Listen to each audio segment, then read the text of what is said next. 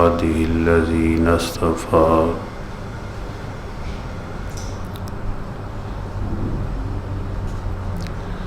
أما بعد فأعوذ بالله من الشيطان الرجيم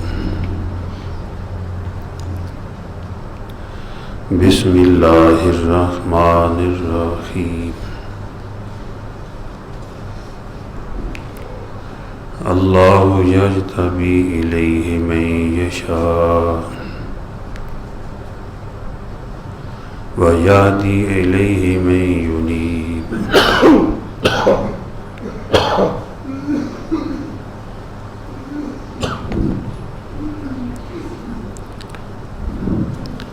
وقال النبي صلى الله عليه وسلم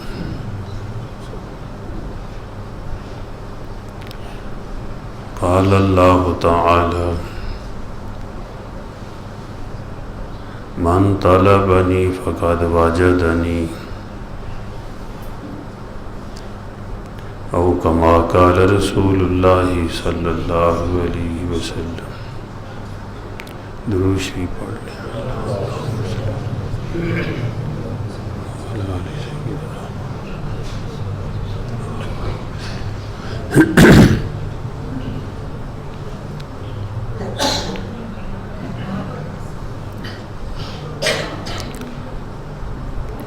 قبولیت کے کچھ اوقات ہوتے ہیں، کچھ لمحات ہوتے ہیں، کچھ ایسی گھڑیاں ہوتی ہیں کہ آدمی تھوڑا سا کچھ کر لے تو بہت کچھ مل جاتا ہے.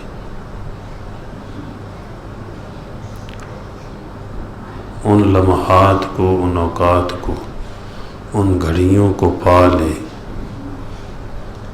ان کا احترام کر لے تو زندگی کا سامان مل جاتا ہے. دنیا اور آخرت کی زندگی بن جاتی ہے.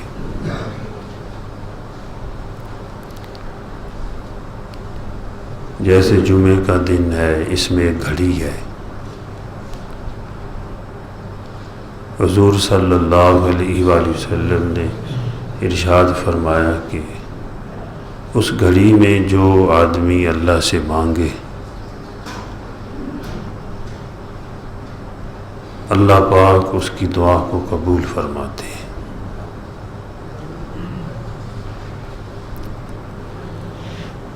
ایسے ہی رمضان المبارک کا مہینہ بھی آ رہا ہے اور عام مغفرت کی جاتی ہے، رحمتیں نازل کی جاتی ہیں. افطاری کے وقت دعائیں قبول ہوتی ہیں.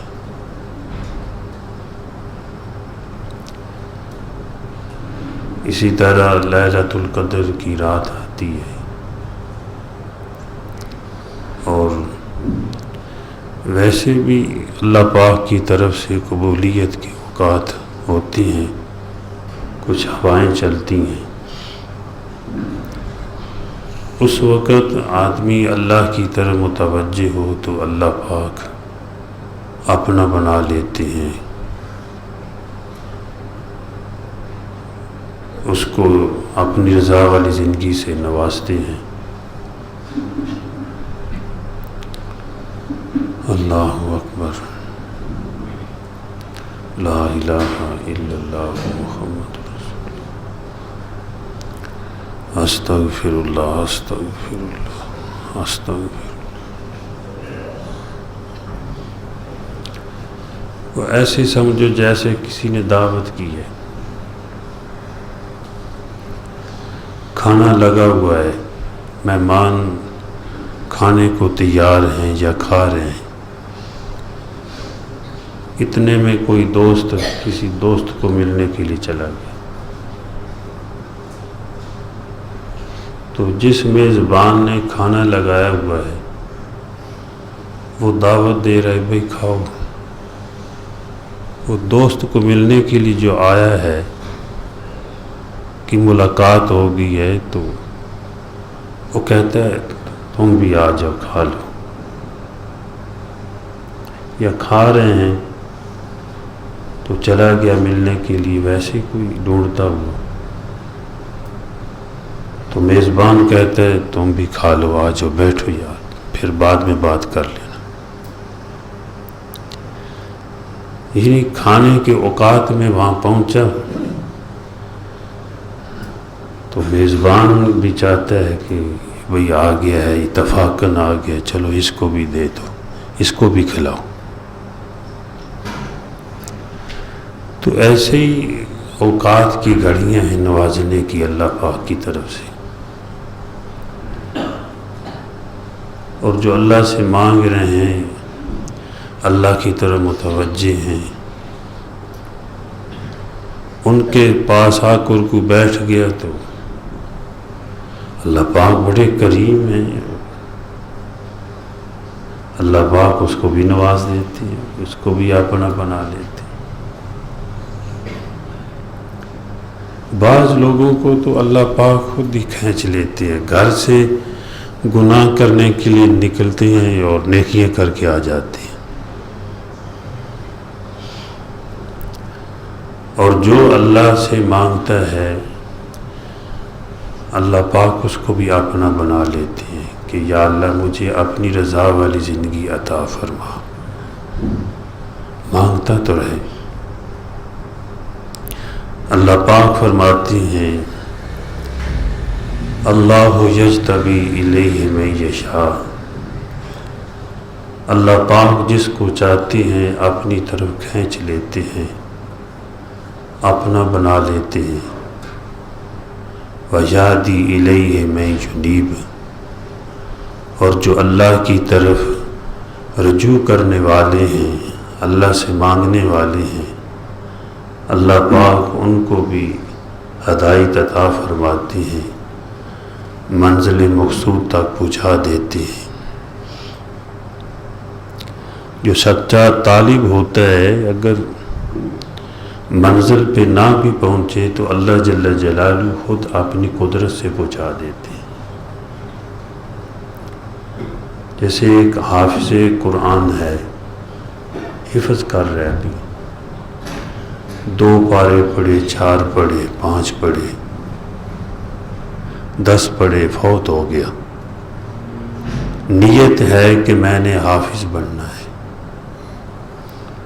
حضور صلی اللہ علیہ وسلم نے ارشاد فرمایا کہ اللہ پاک اس کے لیے قبر میں ایک فرشتہ مقرر کرتا ہے، وہ اس کو قرآن پاک کی تعلیم دیتا ہے، ختم کراتا ہے۔ قیامت کے دن جب وہ اٹھے گا تو وہ افاظ کرام میں ہوگا، اس کی نیت تھی۔ ایسے ہی 100 آدمیوں کا قاتل تھا، حدیث پاک میں آیا ہے کہ ایک آدمی نے 99 قتل کیے، دل میں بات آئی کہ بڑا گناہ کیا ہے، اور قتل بہت بڑا گناہ ہے، ناحق کسی کو قتل کرنا۔ جو آدمی اس نیت سے پھرتا ہے کہ میں فلاں کو قتل کرنا ہے، حضور صلی اللہ علیہ وسلم نے فرمایا اللہ پاک اس سے بہت ناراض ہیں۔ یہاں زمانہ جاہلیت کے کام جو ہے وہ پھر رائج کرنا چاہتا ہے، اس کی طرف رجوع کرتا ہے، ایسے آدمی سے بھی اللہ پاک بہت ناراض ہوتے ہیں۔ تو 99 قتل اس نے کیے، ذہن میں بات آئی کہ اللہ سے معافی مانگ لے، میں نے بہت بڑا گناہ کیا ہے، اتنے قتل کیے۔ تو کسی عابد کے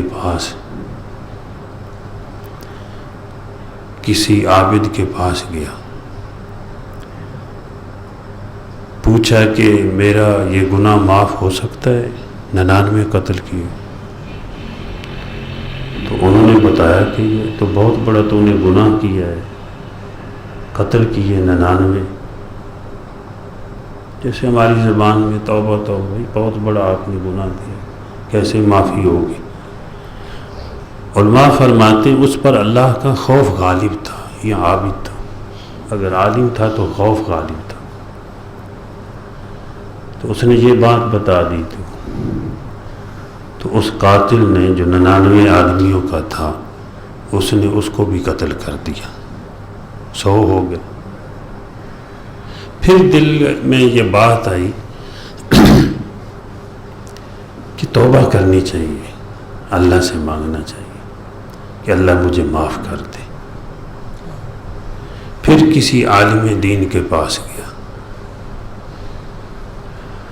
تو ان سے بات کی کہ اس طرح میں نے قتل کیے ہیں اور پہلے بھی ایک آدمی کو اس طرح قتل کیا ہے. آپ اس کے پاس گیا تھا، اپنی کہانی اپنی زبانی سنائی تو انہوں نے امید دلائی کہ ہاں اللہ جل جلالہ معاف کرنے والے ہیں، وہ بڑے مہربان ہیں. آپ ایسا کریں، جس بستی میں آپ رہتے ہیں یہ بستی فساق کی ہے، اس بستی سے آپ ہجرت کر جائیں.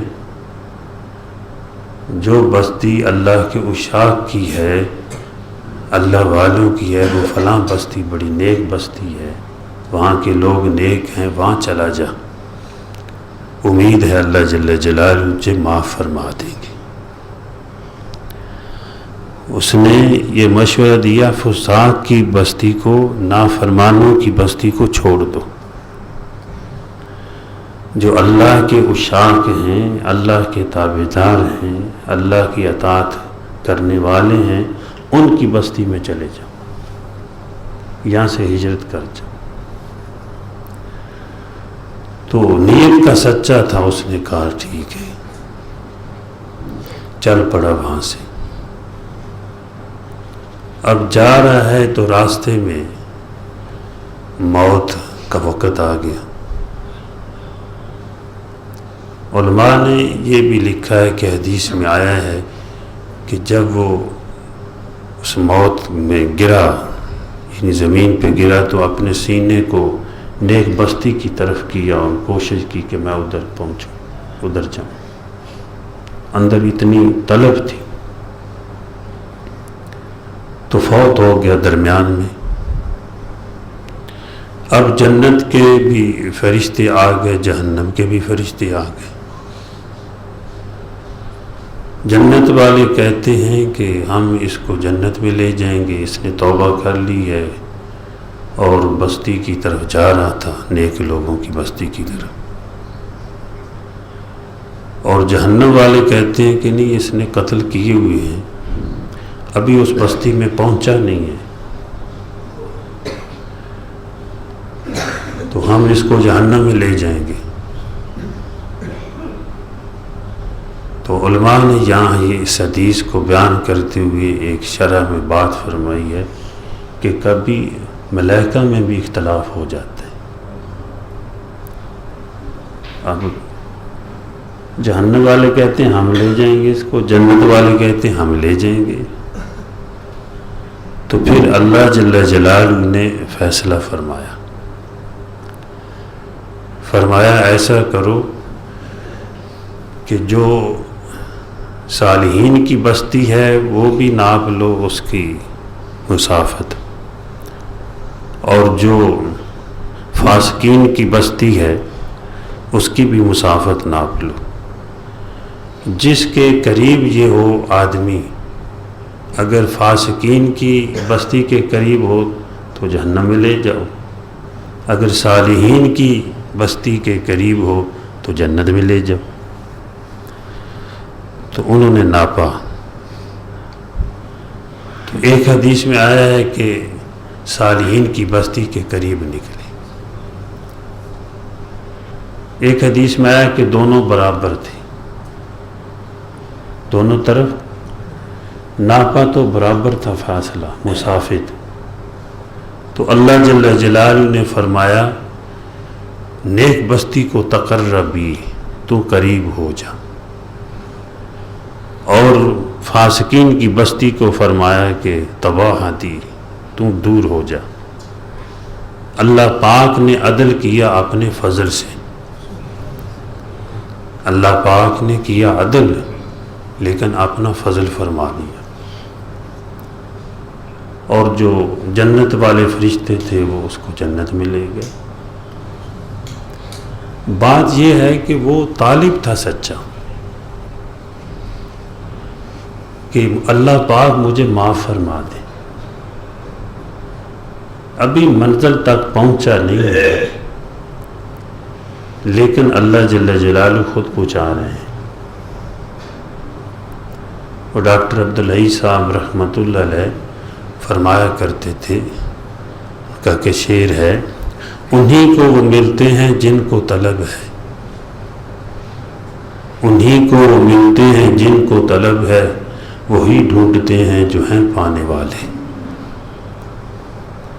جو اس کو ڈھونڈنا شروع کر دے اللہ پاک اس کو اپنا بنا لیتے۔ میرے شیخ عارف باللہ حضرت اقدس حضرت مولانا شاہ حکیم محمد اختر رحمۃ اللہ علیہ مادرزاد ولی تھے، چھوٹے تھے، ابھی لڑکپن تھا، تو اس حالت میں بہر ایک مسجد کہتے ہیں کہ جنگل کے قریب مسجد تھی، میں وہاں جاتا اللہ کے سامنے روتا تھا، اللہ کی محبت میں آنسو بہاتا تھا، تو شعر پڑھا کرتا تھا، اپنے ملنے کا کوئی پتہ کوئی نشان، آسمانوں کی طرف دیکھ کر کہا کرتا تھا، اپنے ملنے کا پتہ کوئی نشان بتا دے مجھ کو اے رب جہاں، میں آپ کا بننا چاہتا ہوں مجھے اپنا بنا لیجیے۔ اور اللہ پاک ایسے آدمی کو کیسے ضائع کریں گے جو اس کا طالب ہو، طلب بھی دینے والے وہ آپ ہی ہیں، لیکن آدمی مانگتا تو ہے اللہ سے۔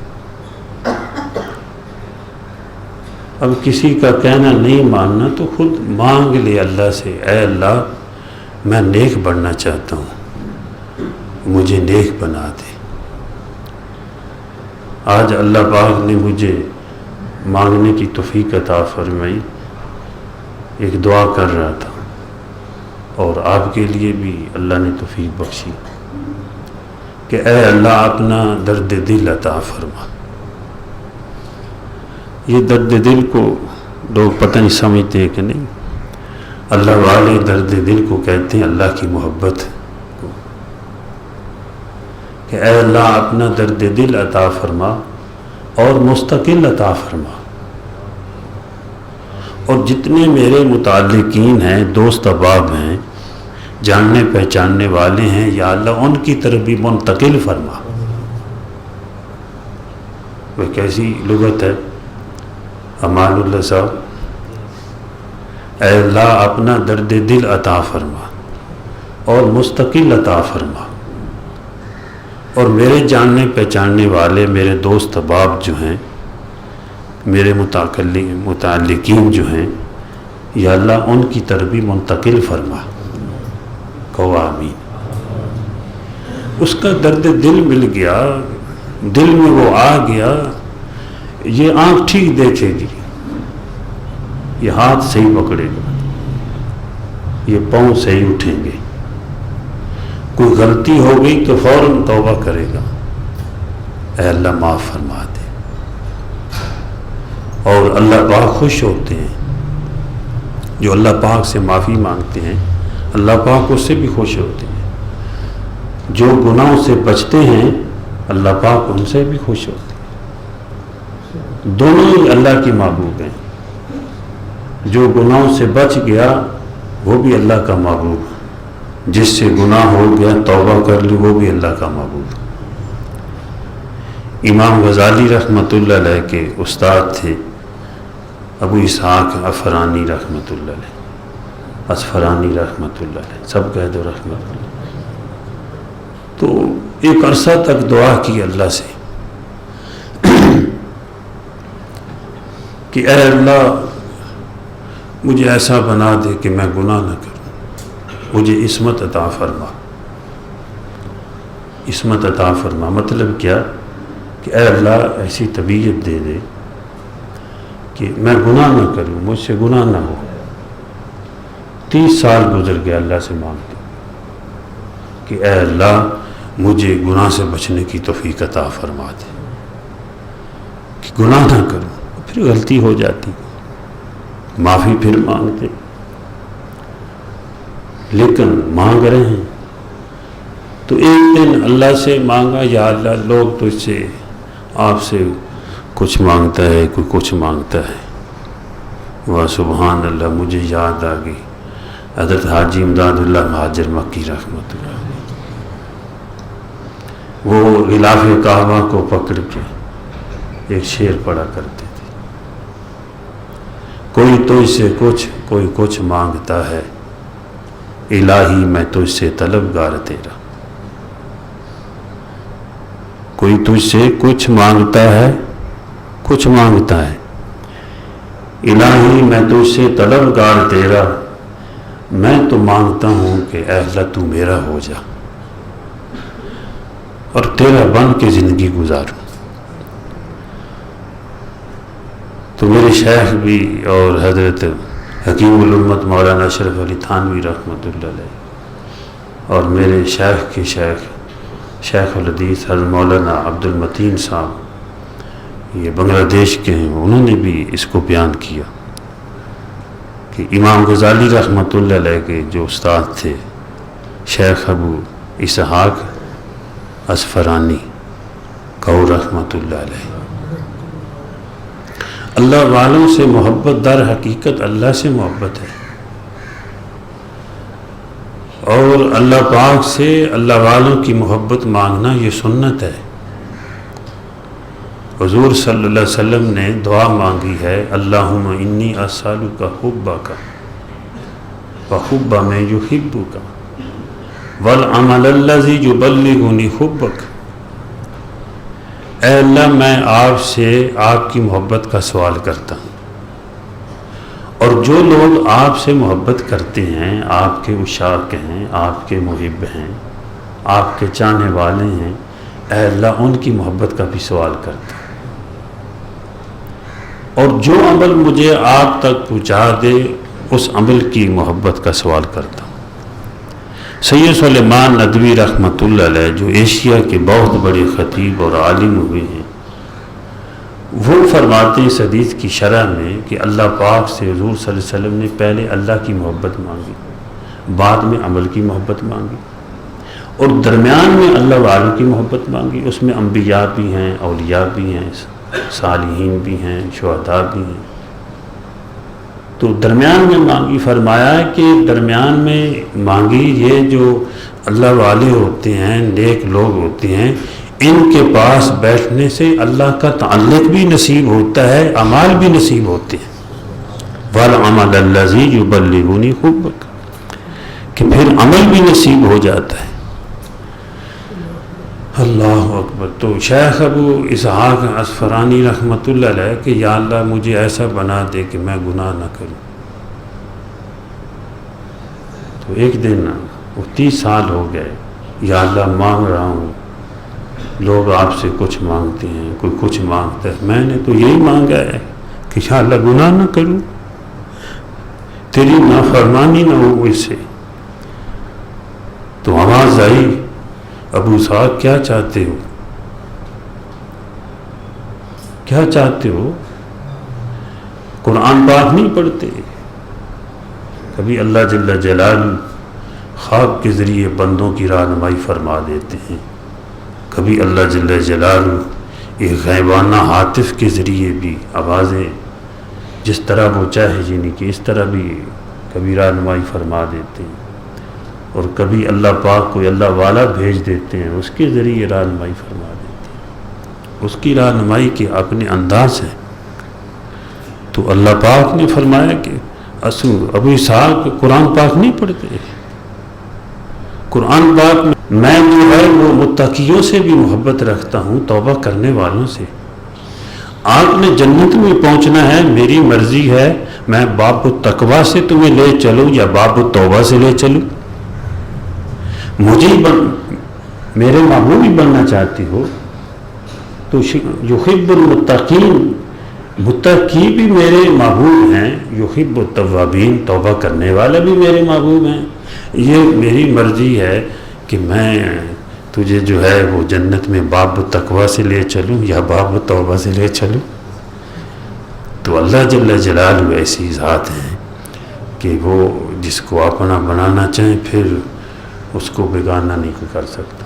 میرے شیخ رحمۃ اللہ علیہ فرمایا کرتے تھے، میں نے رات کو شیراوال میں بھی کہا کہ یہ بات جو ہے کہ علامہ علوسی بغدادی نے اپنی تفسیر میں لکھی، اور میں کیوں کہہ رہا ہوں کہ میرے شیخ نے یہ بیان فرمایا ہے، تاکہ اس کے اندر عاجزی بھی ہے، اللہ والوں کی محبت کے اظہار بھی ہے، اور ان لوگوں میں برکت ہوتی ہے، سننے والوں کو عمل کی توفیق ہو جاتی ہے، بیان کرنے والوں کو عمل کی توفیق ہو جاتی ہے، ورنہ میں بندہ ضعیف ہے۔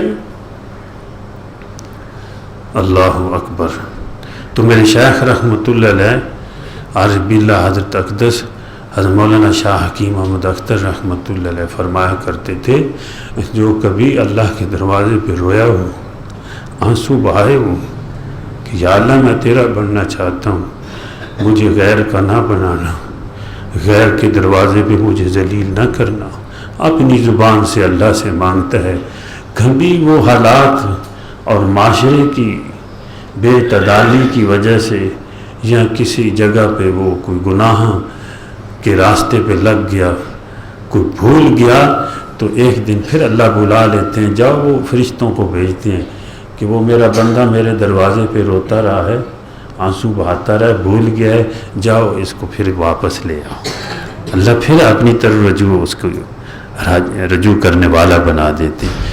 تو اللہ پاک مجھے بھی اور آپ کو بھی بلکہ پوری دنیا کے مسلمانوں کو عمل کی توفیق عطا فرمائے۔ یہ رمضان مبارک کا مہینہ آ رہا ہے، اللہ اس کی برکات سے ہمیں نوازے۔ وما علینا الا البلاغ۔